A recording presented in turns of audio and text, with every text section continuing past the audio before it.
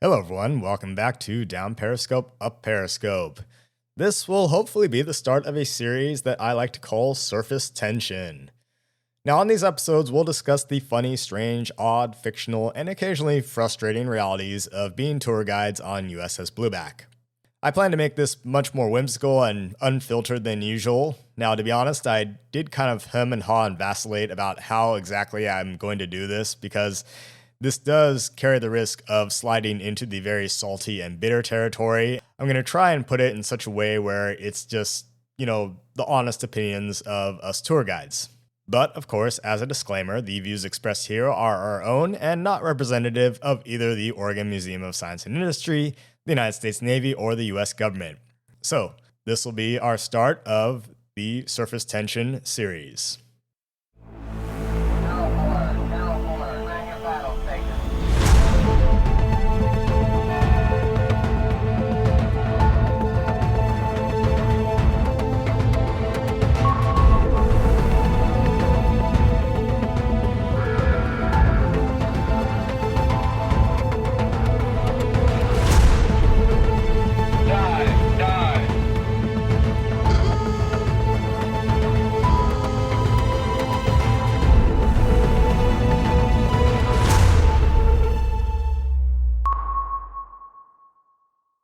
Okay, so I figured best in this first quick episode is to just lay down some of the rules and expectations that we have of visitors on Blueback during tours.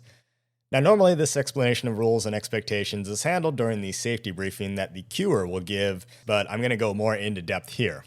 So, rule number 1, we ask that everyone respect the submarine and the artifacts on board. After all, this is a museum exhibit.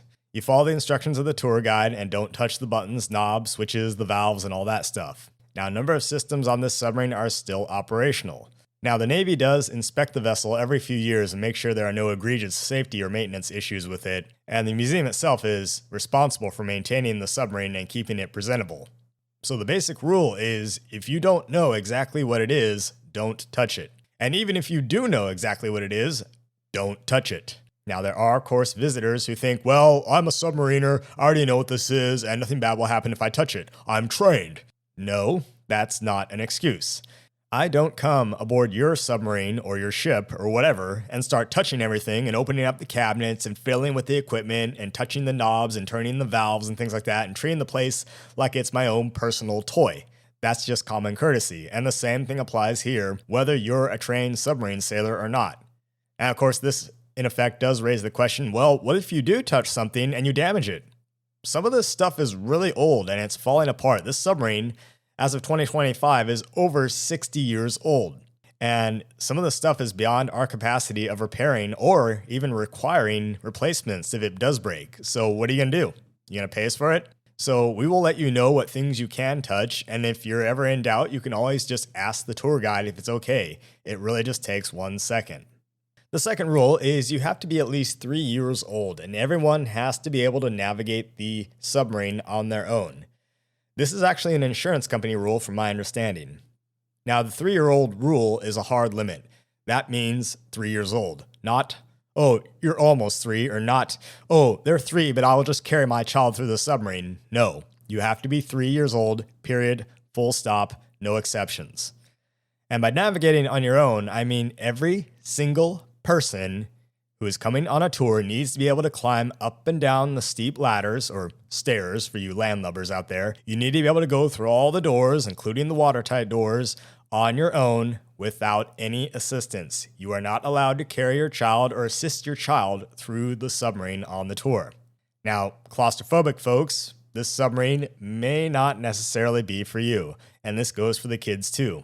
There are usually some number of little kids who are really intimidated or frightened by the environment of the submarine once they get aboard, because they don't realize that they're claustrophobic, so they kind of end up having a sort of meltdown in a way, and they want to leave. Now, to the parents of those kids who have those meltdowns, we're not forcing you to be here. So it's probably best that you leave with your child at this point and get a refund, right? This is not the place for them. If your child is like breaking down crying, not a good place for them.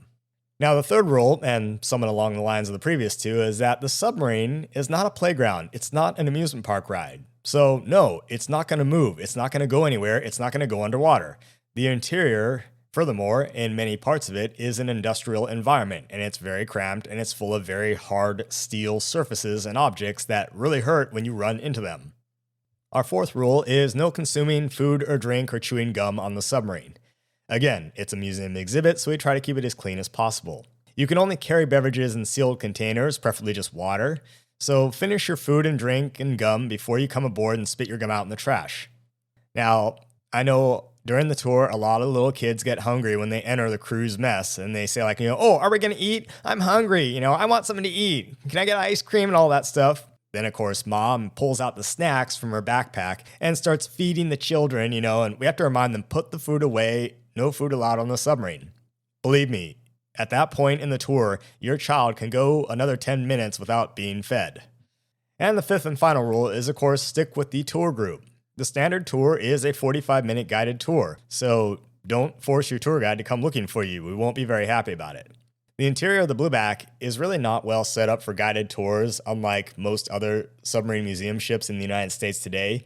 We are actually one of the few that do offer in-person guided tours by a tour guide.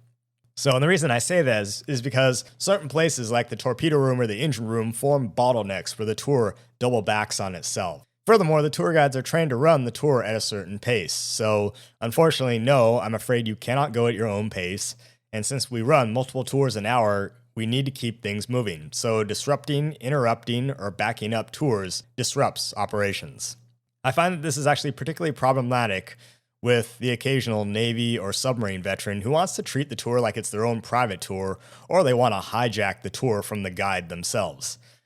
Now, we don't have time for that on a regular tour. So if you want to go into more detail and reminisce about the good old days on your ship or your submarine and tell all the sea stories on the planet about all your, however long you spent in the Navy, then you really need to book a technical tour and take one of those, because then you have lots of time, as much as you need really, to tell all the stories and tell all about, the submarine, that you think you know. So there's that. So these rules essentially preface a lot of the issues that we as tour guides on the submarine see, since they're often broken by people for any number of reasons. Either they forget, or there are people who just think that they're special and the rules don't really apply to them. So that's pretty much all I have to say for this one, just kind of an explanation of the rules and expectations we have, and that will kind of form a basis of, the things that kind of frustrate us on the tour and the other kind of funny things that we occasionally hear. There you have it. That's a little bit about why there's occasionally some surface tension on Blueback during tours.